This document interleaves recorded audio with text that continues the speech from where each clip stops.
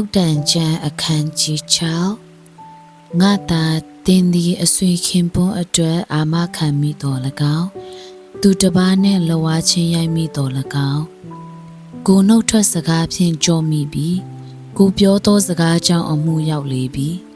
ငါသာတင်းသည်အဆွေခင်ပွန်းလက်သို့ရောက်မိလျှင်ကိုနှုတ်အံ့သောငါအဘယ်သို့ပြုရမည်နည်းဟုမူကားအဆွေခင်ပွန်းထံသို့သွား၍ကိုနှိမ်ချလျက်တို့ကိုနှိုးဆော်လောအိတ်မပြောနဲ့မျက်စိမိတ်၍မငိုင်းနဲ့မုတ်ဆိုးလက်မှတမင်တရေကို၎င်းငှက်ကို၎င်းနှုတ်ရတကဲ့သို့ကိုနှုတ်လောအချင်းလိုဖြင့်ဘရွတ်စိတ်ထံသို့သွား၍သူ၏အပြုအမူတို့ကိုဆင်ခြင်သဖြင့်ပညာရှိစေလောဘရွတ်စိတ်သည်ဆရာမရှိဘဲပဲ့ပင်သောသူမရှိမင်းမရှိဘဲလေຫນွေကာလနှင့်စပားရိပ်ရာကာလ၌ဤစားเสียအစာကိုရှာဖွေသူထားတတ်၏အိုလိုပြင်းတင်းသည်အဘယ်မြကာလပတ်လုံးအိပ်လက်နေလိမ့်မည်နီအဘယ်သောအခါနိုးလိမ့်မည်နီခဏအိပ်လက်ခဏပျော်လက်အိပ်ပျော်အံ့သောငါခဏလက်ချင်းပိုက်လျက်နေစဉ်တွင်စင်ရဲချင်းသည်ခီးသွားသောသူကဲ့သို့၎င်းဥစ္စာပြုံးတီးခြင်းသည်သူရဲ့ကဲ့သို့၎င်းရောက်လာလိမ့်မည်စိုးရုပ်သောသူနှင့်မတရားသောသူသည်ကောက်လိန်သောစကား၌ကျင်လေတတ်၏မျက်တောင်ခတ်လျက်ခြေဖြင့်အမှတ်ပေးလျက်လက်ချောင်းတို့ဖြင့်တွင်တင်လျက်ပြုတ်တတ်၏ကောက်သောစိတ်သဘောနှင့်ပြည့်စုံ၍မကောင်းသောအကြံကိုအစဉ်ကြံစီတတ်၏သူတစ်ပါးချင်းရန်တွေ့စေခြင်းငှာပြုတ်တတ်၏ထို့ကြောင့်သူသည်အမတ်တမဲ့အမှုရောက်၍ကိုးကွယ်ရာမရဘဲချက်ချင်းကြိုးပဲ့ပျက်စီးရလိမ့်မည်ထာဝရဘုရားမုန်းတော်မူသောအရာ6ပါးမကဆက်ဆုပ်ယွန်ရှာတော်မူသောအရာ9ပါးဟုမူကား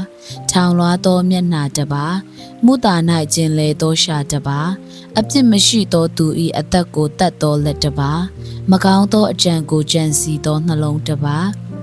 အပြစ်ပြုရာသို့အလင်းမြန်ပြေးတတ်သောခြေတစ်ပါးမုတာစကားကိုပြော၍မမှန်သောတက်သေးတစ်ပါးအပေါင်းအဘော်ချင်းရန်တွေ့စေခြင်းကပြုတ်တတ်သောသူတစ်ပါးတည်းငါသာအဘဤပြည့်ညက်စကားကိုနားထောင်လောအမိပေးသောတရားကိုမပယ်နှင့်နှလုံးပေါ်မှအမြဲချီ၍လေပြင်း၌ဆွဲထားလောသင်သည်အခြားသို့သွားသောအခါထိုပြည့်ညက်တရားသည်လမ်းပြလိမ့်မည်အိတ်သောအခါသင်ကိုဆောင်လိမ့်မည်။နိုးသောအခါသင်နှင့်နှုတ်ဆက်လိမ့်မည်။အကြောင်းမူကားပြည့်ညတ်တော်သည်မိခွက်ဖြစ်၏။တရားတော်သည်အလင်းဖြစ်၏။အပြစ်ကိုပြတတ်သောဩဝါဒစကားသည်အသက်လမ်းဖြစ်၏။ဆိုးသောမိန်းမနှင့်၎င်းအမျိုးပြတ်သောမိန်းမချောမောတတ်သောနှုတ်နှင့်၎င်းလွတ်စေခြင်းငှာသင်ကိုဆောင်ဖို့ရာဖြစ်သည်။ထို့သောမိန်းမသည်အစင်လှတော်လဲတတ်မှတ်သောစိတ်မရှိနှင့်သူသည်မျက်ခမ်းတို့ဖြင့်တင့်ကိုမကြောမိစေနှင့်အကြောင်းမူကားပြည့်တစားမကိုမှီဝဲသောယောက်ျားသည်ဆင်းရဲ၍မုတ်တလုံးကိုသာရတတ်၏မြောက်မှထားသောမိန်းမသည်လည်းမြတ်သောအသက်ကိုဖန်တတ်၏လူသည်အဝတ်မလောင်ပဲမီးကိုဗိုက်ဖက်နိုင်သလောခြေမလောင်ပဲမီးခဲပေါ်မှနင်းနိုင်သလောသူ့မယားထံသို့ဝင်သောသူသည်ထူနီးတူဖြစ်၏သူ့မယားကိုပြစ်မှားသောသူမည်သည်ကအပြစ်နှင့်မကင်းလွတ်နိုင်ရာမွတ်သိပ်သောစိတ်ကြီးစေခြင်းငှာ၎င်းခိုးသောသူပင်အပြစ်မလွတ်ရာတွေးမိလင်ခုနစပြန်ပေးရမည်ကိုယ်အိမ်ရှိ၌ရှိသမျှသောဥစ္စာတို့ကိုရောရမည်သူ့မယားကိုပြစ်မှားသောသူသည်ဉာဏ်မရှိထိုသို့ပြုတ်သောသူသည်မိမိအသက်ကိုဖျက်ဆီးတတ်၏နာကျင်စွာထိခိုက်ခြင်းနှင့်အတရေရှုတ်ချခြင်းကိုခံရလိမ့်မည်။သူ၏အဆက်ကွဲခြင်းသည်မပြေနိုင်။အကြောင်းမူကားယောက်ျားသည်မယားကိုမယုံသောစိတ်ရှိလျင်ပြင်းထန်စွာအမျက်ထွက်တတ်၏။အပြစ်ပေးခြင်းရောက်သောအခါသနာခြင်းမရှိတတ်။ရောပြည့်ငွေမြီမြကိုပမာဏမပြုတ်တတ်။များစွာသောလက်ဆောင်တို့ကိုပေးတော်လဲစိတ်မပြေတတ်။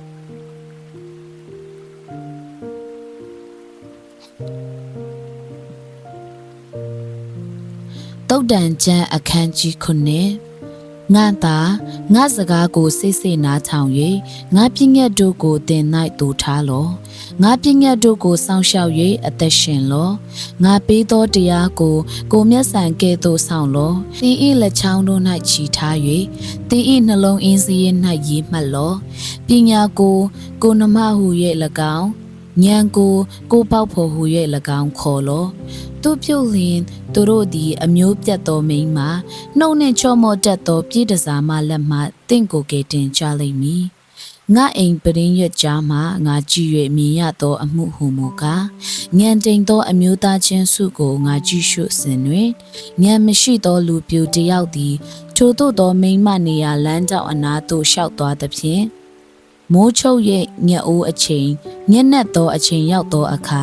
ထိုမိန်းမနေရာလမ်းသို့လိုက်လေ၏တိတစားအဝတ်ကိုဝတ်၍စမ်းပြသောမိန်းမသည်ထိုသူကိုကြိုဆို၏ထိုမိန်းမသည်ကျဲသောအတန်နှင့်ခိုင်မာသောစိတ်တော်ရှိ၏ကိုအိမ်၌မနေလေတက်၏ခဏအိမ်ပြင်ခဏလမ်းထဲမှနေလျက်လမ်းကြောင်းအရရက်၌ချောင်းမြောင်း၍ကြည်တက်၏ထိုလူပြိုကိုတွေ့သောအခါရဲသောမျက်နှာနှင့်ဖမ်းပတ်နှမ်းရှုပ်လျက်ငါ၌မိတ္တဟာယပူဇော်တတ်ကရှိ၏ယနေ့ငါဂတိဝတ်ကိုငါဖြီးပြီထို့ကြောင့်တင့်ကိုကြိုးဆိုအံ့သောငါထွက်လာပြီတင့်မျက်နှာကိုကြိုးစားရှာ၍တွေ့ပြီငါကတင်ကိုချဲလေသောအေရခင်းနှင့်၎င်းအေဂုတ်တုတ်ပိတ်ချောနှင့်၎င်းပြင်ဆင်ပြီးငါမွေရာကိုမူရန်အကျော်တေချပိုးနှင့်ထုံပြီးလာပါမိုးလင်းသည့်တိုင်အောင်ကာမရာဂစိတ်ကိုဖြီချကုန်အံ့မေထုံပြုတ်၍မွေလျော်ကြကုန်အံ့ငါအရှင်သည်အိမ်မှာမရှိငွေအိတ်ကိုဆောင်လျက်ဝေးသောအရက်သို့သွားပြီးပွဲနေရောက်မှသာပြန်လာလိမ့်မည်ဟုချစ်ဖွယ်သောစကားနှင့်သူကိုသွေးဆောင်၍ချောမောတက်သောနှကန်းနှင့်နိုင်သဖြင့်နွားသည်အသေးခံရာသို့လိုက်တဲ့ကဲ့သို့၎င်းတမင်တရေသည်မိမိအသေး၌မြားမထိုးမီတိုင်အောင်ဖမ်းမိရာထဲသို့ဝင်တဲ့ကဲ့သို့၎င်းငှက်သည်မိမိအသက်ဆုံးရှုံးစေခြင်းကထောင်မှန်းကိုမရိမ့်မိပဲကြော်ကွင်းထဲသို့အလင်းအမြန်ဝင်တဲ့ကဲ့သို့၎င်းလူပြူသည်ထုံမိန်းမနောက်သို့ချက်ချင်းလိုက်သွားတတ်၏သူ့ပြုတ်၍ငါသားတို့ငါစကားကိုနားထောင်၍ငါဟောပြောချက်တို့ကိုမှတ်ကြုံကြလောထို့သောမိန်းမနေရာလမ်းကိုစိတ်မငဲ့ကွနှင့်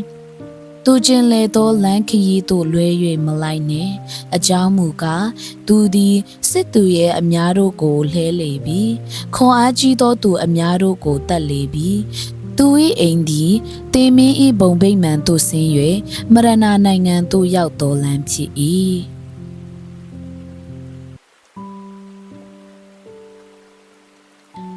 တုတ်တန်ကျမ်းအခန်းကြီး၈ဉာဏ်ပညာသည်ခေါ်၍မိမိအတန်ကိုလွင့်သည်မဟုတ်လော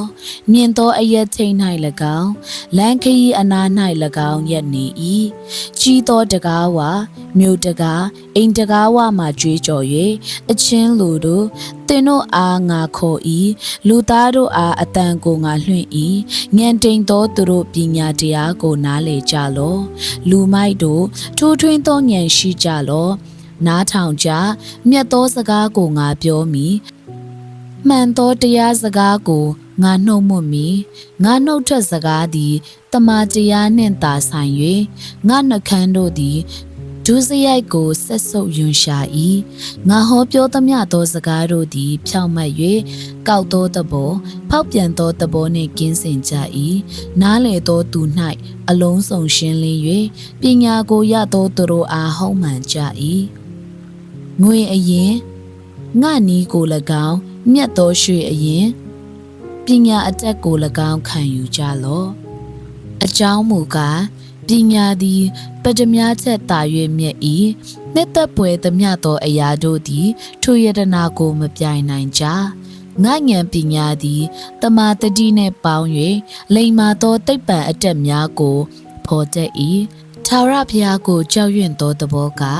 ဒုစရိုက်ကိုမုန်းသောသဘောတည်းမာနထောင်လွှားခြင်းစော်ကားခြင်းမကောင်းသောလမ်းသို့လိုက်ခြင်းကောက်သောစကားဖြင့်ပြောဆိုခြင်းတို့ကိုငါမုန်း၏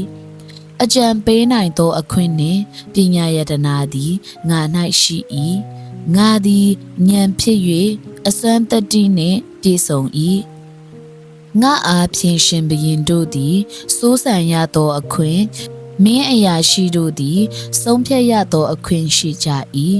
ငါအားဖြင့်မင်းသားမူးမတ်တရားသူကြီးအပေါင်းတို့သည်အစိုးရသောအခွင့်ရှိကြ၏ငါကိုချစ်သောသူတို့ကိုငါချစ်၏ငါကိုကြိုးစား၍ရှာသောသူတို့သည်တွေ့တတ်ကြ၏ငါ၌စီးစိမ်နှင့်ဂုဏ်အသရေရှိ၏မြဲသောစီးစိမ်နှင့်ဖြောင့်မတ်ခြင်းပါရမီရှိ၏ငါပေးသောအကျိုးသည်ရွှေထက်မကရွှေစင်ထက်သာ၍မြတ်၏ငါကြောင့်ရသောအခွန်ဘန္တာသည်ငွေတော်ထက်သာ၍မြတ်၏ငါသည်ဖြောင့်မတ်ခြင်းလံတရားသဖြင့်စီရင်ခြင်းလံအလေ၌ရှောက်သွားသည်ဖြစ်၍ငါကိုချစ်သောသူတို့သည်အမွေခံရသောအခွင့်နှင့်သူတို့ဘန္တာတိုက်ပြေဝစေသောအခွင့်ကိုငါပေးတတ်၏ထာဝရဘုရားသည်ရှေးအမှုတော်ကိုမပြုမီထွက်ကြွတော်မူစကပင်ငါကိုပိုင်တော်မူ၏မြေကြီးမဖြစ်မီရှေးဥစွာသောကာလအနန္တကာလမှစ၍ငါသည်ပိတ်သိက်ခံပြီးနှက်နဲသောပင်လယ်မဖြစ်ရေနှင့်ကြွယ်ဝသောဆိုင်းရည်တွေမဖြစ်မီငါကိုဖြစ်ပွားစေတော်မူ၏တောင်ကြီးမတီးတောင်ငယ်မဖြစ်မီမြေကြီးနှင့်လေတော်များကိုမဖန်ဆင်းအဦးဆုံးသောမြေမှုတ်ကိုမြမဖန်ဆင်းမီငါကိုဖြစ်ပွားစေတော်မူ၏မိုးကောင်းကင်ကိုပြင်တော်မူသောအခါငါရှိ၏သမုတ်တရားမျက်နာကိုကန့်ကွက်သောအမှု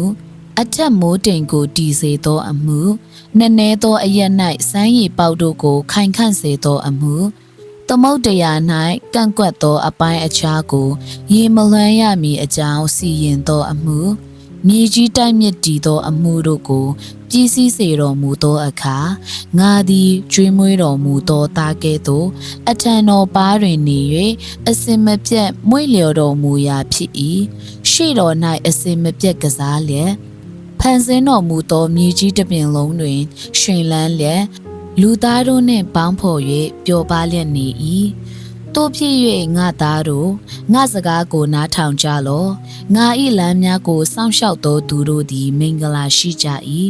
ငါဆုံးမခြင်းကိုမပေကြနှင့်နားထောင်၍ပညာရှိကြလော့ငါစကားကိုကြား၍ငါတကားနားမှနေတိုင်းစောင့်လျက်တကားတိုင်းနားမှမျောလင့်လျက်နေသောသူသည်မင်္ဂလာရှိ၏ငါကိုရှာ၍တွေ့သောသူသည်အသက်ကိုတွေ့၏ထာဝရဘုရား၏ကျေးဇူးတော်ကိုလည်းခံရ၏ငါကိုပြစ်မှားသောသူမူကားမိမိအသက်ဝိညာဉ်ကိုပြစ်မှား၏ငါကိုမုန်းသောသူအပေါင်းတို့သည်တေခြင်းကိုချစ်ကြ၏တုတ်တန်ကျမ်းအခန်းကြီးကိုဉာဏ်ပညာသည်အိမ်တိုင်းခုနှစ်တိုင်းကိုခုတ်၍မိမိနေရာအိမ်ကိုဆောက်လေပြီသူ၏အကောင်များကိုတိုက်၍စပည့်ရီကိုဖော်ပြီးမှစပွဲကိုခင်းလေပြီကျမတို့ကိုဆေလွှတ်၍မြို့တွင်အမြင့်ဆုံးသောအရက်တို့၌ကြွေးကြော်လေသည်ကားဉာဏ်တိမ်သောသူသည်ဤအရက်သို့ဝင်စေအိုပညာမရှိသောသူလာလောငါမုတ်ကိုစားလောငါဖော်သောစပည့်ရီကိုတောက်လောမိုက်သောသူကိုရှောင်၍အသက်ချမ်းသာရလောပညာလန်းသူလိုက်လောဟုဆိုသည်မချီမဲ့မင်ပြုတ်တော်သူကိုဆုံးမတော်သူသည်အဆက်ကွဲခြင်းကို၎င်းလူဆိုးကိုအပြစ်ပြတော်သူသည်ကဲ့ရဲ့ခြင်းကို၎င်းခံရလိမ့်မည်မချီမဲ့မင်ပြုတ်တော်သူကိုမဆုံးမနှင့်တင့်ကိုမုန်းလိမ့်မည်ပညာရှိကိုအပြစ်ပြလောသူသည်တင့်ကိုချစ်လိမ့်မည်ပညာရှိသောသူကိုဆုံးမလျင်သူသည်တာ၍ပညာရှိလိမ့်မည်ဖြောင့်မတ်သောသူကိုတွင်တင်လျင်သူသည်တိတ်ပံအတက်တိုးပွားလိမ့်မည်ထာဝရဘုရားကိုကြောက်ရွံ့သောသဘောသည်ပညာ၏မူလအမြစ်ဖြစ်၏တန်ရှင်းတော်မူသောဘုရားကိုတိကျွမ်းသောသဘောသည်ဉာဏ်ဖြစ်၏အကြောင်းမူကားငါကိုအမည်ပြု၍သင်၏နေ့ရက်ကာလနှင့်အသက်အပိုင်းအခြားနှစ်ပေါင်းကာလတိုးပွားလိမ့်မည်သင်သည်ပညာရှိလျင်ကိုယ်တိုင်အကျိုးကိုခံရလိမ့်မည်မထီမဲ့မြင်ပြုလျင်ကိုယ်တိုင်သာအပြစ်ကိုခံရလိမ့်မည်မိုက်သောမိန်းမသည်စကားတန်ကျဲ၍ညံတိမ်သဖြင့်အလေးမသိတတ်မိမိအိမ်တကားနာတွင် မြို့မြင့်ရာအရက်အနေထိုင်ပေါ်မှထိုင်လျက်လမ်း၌တက်တက်ခရီးသွားသောသူတို့ကိုခေါ်၍ငန်တိန်သောသူသည်ဤအရက်သို့ဝင်စေ။အော်ပညာမရှိသောသူခိုးသောရည်သည်ချို၏တိတ်ဆိတ်စွာစားသောမုန့်လည်းမိန်သည်ဟုဆိုတတ်၏ထိုအရက်၌တင်ကြိုင်သားရှိကြောင်းထိုမိန်းမ၏ဧည့်သည်တို့သည်မရဏနိုင်ငံအနက်ဆုံး၌နေကြောင်းကိုထိုယောက်ျားသည်မသိမမှန်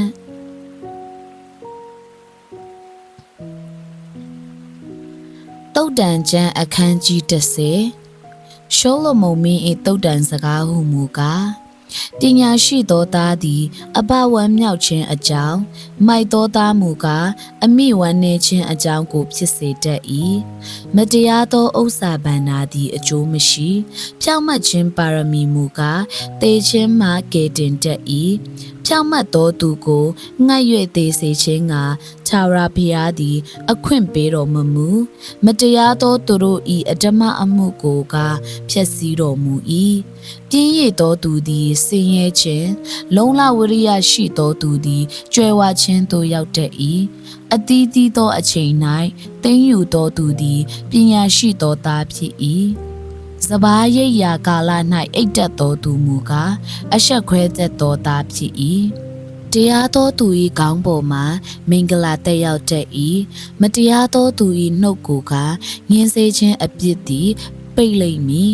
တရားသောသူကိုအောက်မဲ့သောအခါကောင်းချီးပေးတတ်၏မတရားသောသူ၏နာမမူကားပုတ်ပြတ်တတ်၏လိမ္မာသောသူသည်ပညတ်တရားကိုခံတတ်၏စကားများသောလူမိုက်မူကားဆုံးရှုံးတတ်၏ဖြောင့်မတ်ခြင်းလမ်းသို့လိုက်သောသူသည်အနှဲမှန်လိမ့်မည်ကောက်သောလမ်းသို့လိုက်သောသူမူကားသဘောထင်ရှားလိမ့်မည်မျက်စိမိတ်သောသူသည်စိတ်ကိုပူစေတတ်၏စကားများသောလူမိုက်မူကားဆုံးရှုံးတတ်၏ဖြောင့်မတ်သောသူ၏နှုတ်သည်အသက်ရည်တွင်ဖြစ်၏မတရားသောသူ၏နှုတ်ကိုက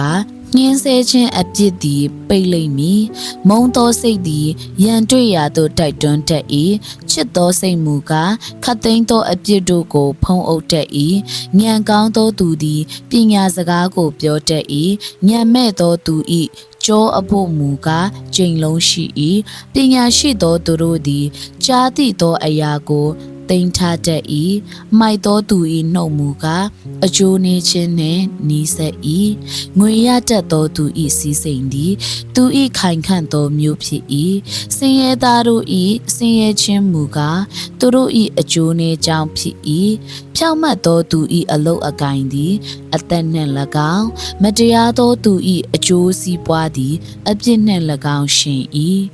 နိဥပဒေသကိုစောင့်ရှောက်သောသူသည်အသက်လန်းသို့လိုက်တတ်၏ဆုံးမခြင်းကိုငင်းပယ်သောသူမူကားလမ်းလွဲတတ်၏အညှိုးဖွဲ့သောသဘောကိုမုတ်တာနှကမ်းဖြင့်ဖုံးထားသောသူသူ့အတရေပြက်အောင်ပြောတတ်သောသူသည်မိုက်သောသဘောရှိ၏စကားများသောအပြင်အပြစ်ပါတတ်၏